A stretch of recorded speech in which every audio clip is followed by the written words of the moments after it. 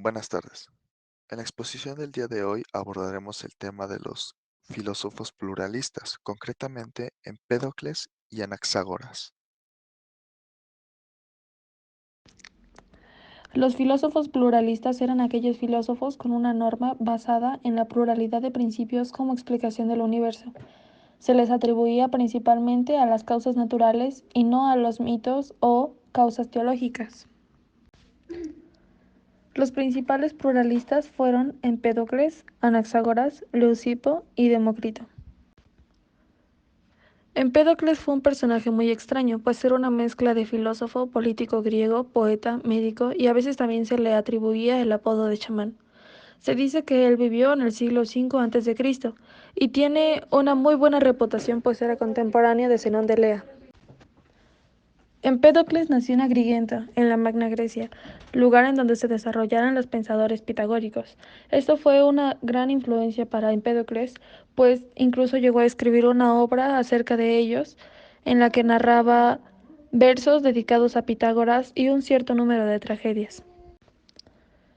No vivió ahí toda su vida, pues en una transformación política que tuvo esta nación, el filósofo tuvo parte importante y su defensa de la democracia instaurada lo llevó a disolver una organización oligárquica conocida como la Asamblea de los Mil.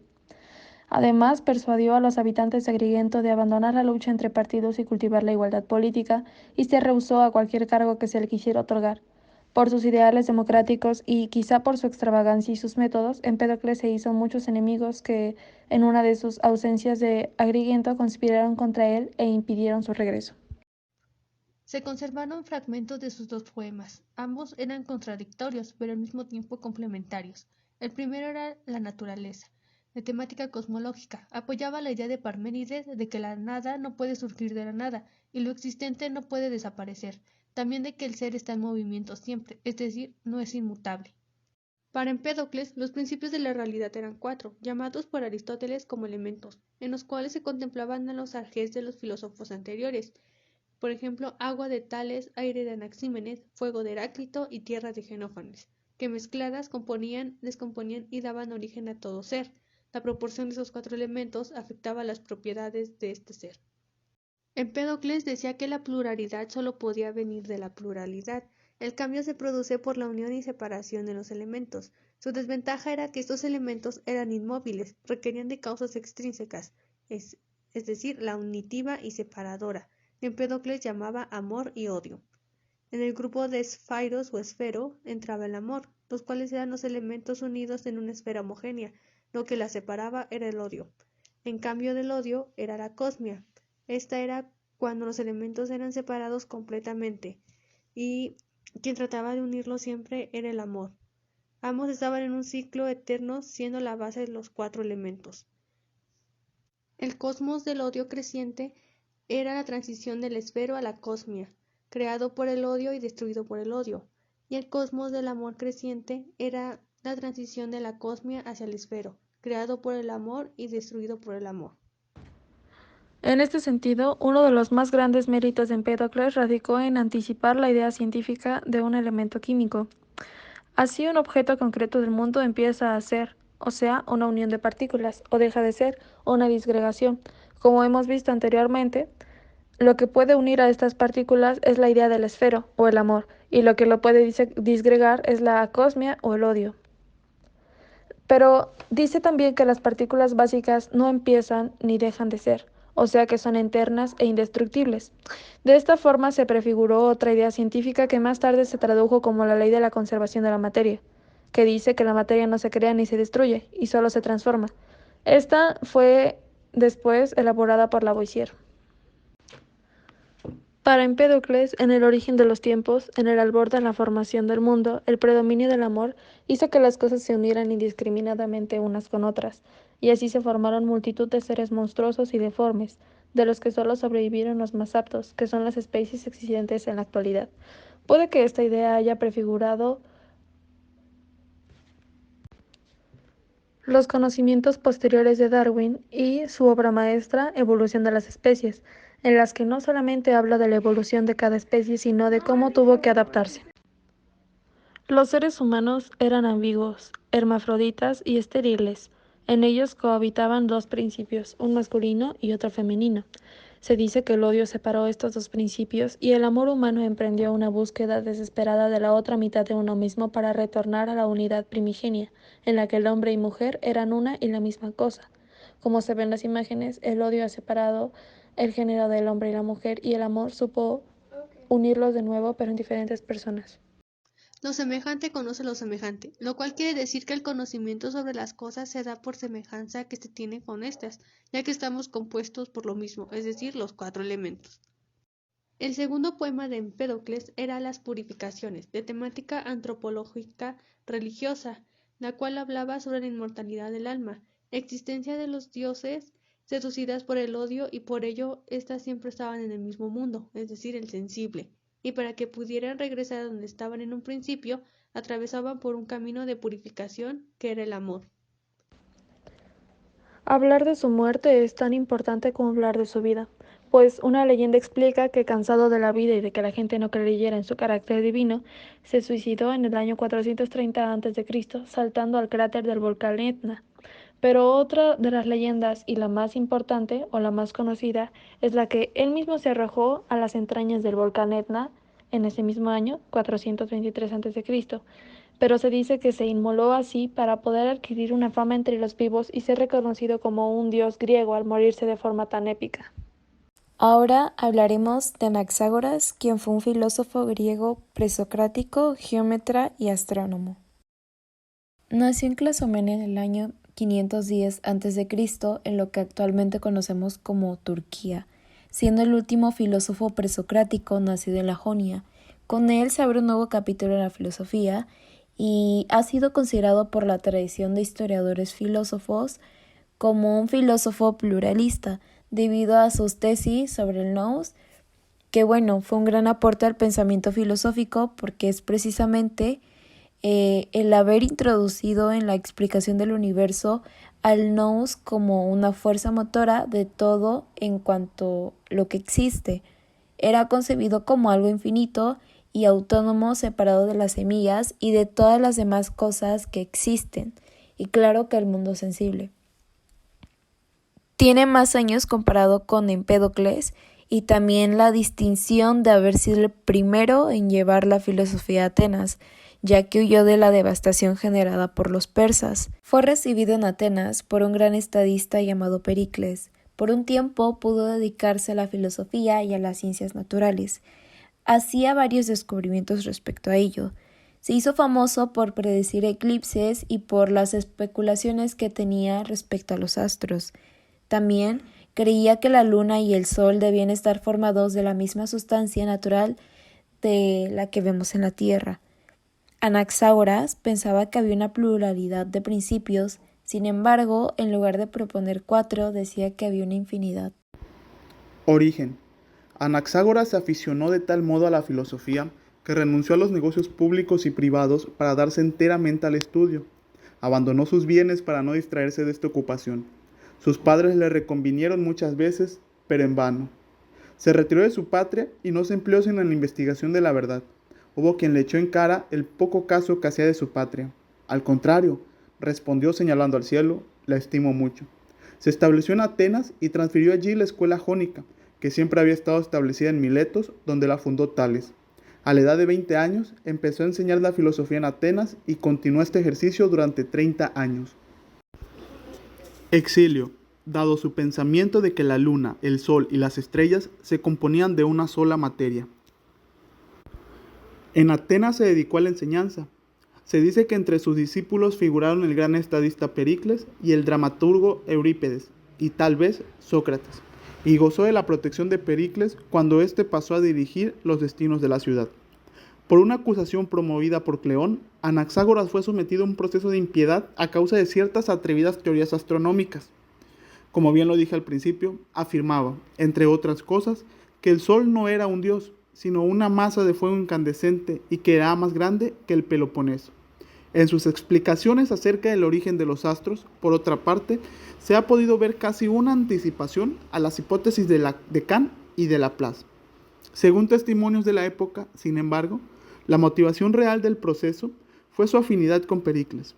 Condenado a muerte, Anaxágoras buscó la salvación en la fuga, ayudado por Pericles, y se trasladó a Lapsaco, donde abrió una nueva escuela y falleció años más tarde. Anaxágoras de Clasomene expuso sus ideas en la obra titulada Sobre la naturaleza. Teoría de las semillas, la cual nos decía que el universo no es unidad ajena a la diversidad y a la multiplicidad. Forman el mundo un número infinito de gérmenes o semillas que se subdividen en partículas infinitas. En cada cosa hay una partícula de otra. El término tan solo pretende expresar que de todas las cosas se hallan contenidas parcialmente en todas las sustancias. Se trata tan solo de una consideración cuantitativa de las que acostumbra hacer Anaxágoras. Las semillas figuran, pues, cuando Anaxágoras nos habla sobre aquello que preexistía antes de la cosmogonía, mientras estaban mezcladas. Todas las cosas, lo húmedo y lo seco, lo cálido y lo frío, lo brillante y lo oscuro. Habiendo también mucha tierra y semillas infinitas en cantidad que no se parecen en absoluto entre ellas, pues ninguna de las otras cosas se parece en nada a la otra. Después de haberse diferenciado las cosas, añade, encontrándose estas cosas de tal manera, es necesario pensar que hay muchas cosas de todas las condiciones en todo lo combinado, así como semillas de todas las cosas poseedoras, también de aspectos, colores y sabores de toda condición. Si se toman estas palabras al pie de la letra y con independencia de la teoría de las mezclas que hemos visto, se podría creer que nuestro filósofo habla de semillas, como si usara un cuasi tecnicismo. Así, las semillas serían, por así decir, ciertas sustancias intermedias compuestas a partir de los ingredientes últimos, cualesquiera estos fueran. Ellas, a su vez, formarían las sustancias sensibles. Por consiguiente, debemos concluir que Anaxágoras llama semillas a las cosas para referirse a ellas connotando su latencia en la mezcla y su aptitud para dar lugar a la variedad de los entes. Las cosas pueden ser designadas semillas, pues, en cuanto están presentes de modo imperceptible en las sustancias, el término es escogido, porque evoca las teorías embriológicas de la época y a la vez podría aludir a la concepción mística de la cosmogonía como una teogonía. Cosmología. Para Anaxágoras, el cosmo era un espacio abierto en medio de la masa donde se efectúa la separación de los ingredientes. Pues, al igual que otros presocráticos, Anaxágoras explica el universo a partir de una cosmogonía, es decir, un momento histórico en el cual el cosmos fue generado. Esto significa a partir de un modelo de tiempo análogo al de Hesiodo y otros poetas, cuyas teogonías sentaron un precedente para las cosmogonías de los primeros filósofos. Según Anaxágoras, antes del inicio del cosmos, existía una mezcla de tamaño inabarcable, en la cual no se podría advertir ninguna de las apariencias hoy perceptibles, si bien ya se hallaban allí todas las cosas ahora presentes a los sentidos. Mismos términos que se podrán comprender mejor en la explicación de la perichoresis. Perichoresis: creación de un espacio mediante un movimiento rotativo que traza el contorno de una cosa. Aunque consiste naturalmente en un movimiento circular, significa también un giro en forma de espiral, uno centrípeto por parte de los ingredientes más consistentes y otro centrífugo por parte del éter y los más livianos. Simultáneamente, la perichoresis significa la introducción de espacio allá donde solo había masa indiferenciada, por lo que se hace razonable la traducción del término como la creación de un espacio mediante un movimiento rotativo que traza el contorno de una cosa, como bien se dijo desde un principio. Pero, en realidad, también aquí podría hallarse una resonancia de la concepción de Hesiodo, para quien el caos es una abertura entre el cielo y la tierra, que proporcionaría un escenario para el resto de las cosas, las cuales serán generadas a partir de ellos. Cráter Anaxágoras. Debido a sus aportaciones, la cosmología contemporánea rindió honor a este filósofo a través de un cráter de impacto reciente, claro, esto en términos astronómicos, que se encuentran cerca del polo norte de la Luna y que podemos observar nosotros en nuestra pantalla del lado derecho de la imagen presentada. Y bueno, yo les hablaré sobre el nous. El nous es este principio de Anaxágoras que suele traducirse como mente, entendimiento o razón. El nous representa la lógica que siguen todas las cosas, y este cumple con la función de explicar el movimiento. Sobre la constitución del nous, Anaxágoras concluye que el nous debe ser excepcional respecto al resto de los entes y esta excepción ha de radicar en su exención de la mezcla, esto es, que las demás cosas participan de una parte de todo, mientras que nous es algo infinito y no está mezclado con cosa alguna. Si estuviera mezclado con alguna otra cosa, participaría entonces de todas las cosas, y de ser así, las cosas mezcladas lo entorpecerían, de modo que no dominaría sobre ninguna cosa tal como lo hace. Es, por tanto, la más sutil entre todas las cosas y la más pura. Sobre el nous y el conocimiento. El peculiar conocimiento del nous se sigue de su extremada pureza, la cual consiste en la ausencia en él de cualquier ingrediente, pues no está mezclado con alguna otra cosa, tal como ya se mencionó. De esta manera, su conocimiento no está condicionado por ninguno de los dos elementos que convergen en la aprehensión sensible, es decir, no es definitiva para él ni la cantidad en que se den los ingredientes conocidos, ni la cantidad en que se presenten en él los ingredientes opuestos a aquellos. Ahora hablando sobre el nous y el movimiento. En el universo de Anaxágoras, todos los entes son inertes, están desprovistos de la capacidad de moverse a sí mismos, incluidos los entes vivientes. Por consiguiente, el nous es la única causa moviente en sentido propio. Esto no obsta para que se sirva de la mezcla de manera instrumental y que unos cambios provoquen otros. Sin embargo, sería un error atribuir al nous una intervención similar a la de una divinidad que da un empujón al mundo y luego éste funciona mecánicamente en lo sucesivo. Para ello sería una necesidad presuponer que los griegos admitían la ley de la conservación de la energía de Newton o algo parecido. A pesar del alto grado de actividad inteligente del nous que podemos encontrar en los fragmentos de Anaxágoras, no podemos ignorar que algunos de los primeros y más ilustres testigos de su obra se hallaron bastante decepcionados a causa del papel otorgado por Anaxágoras al nous en cuanto ordenante del mundo. Pros de los pluralistas. Ellos proponían una pluralidad de causas materiales, los 4 elementos de Empédocles y las semillas de Anaxágoras. Estos explicaban mejor que teorías anteriores el problema de la diversidad de las cosas. Los pluralistas también presentaban además una causa adicional ajena y externa a la materia, el amor, odio y entendimiento, que explica el movimiento y el orden del universo.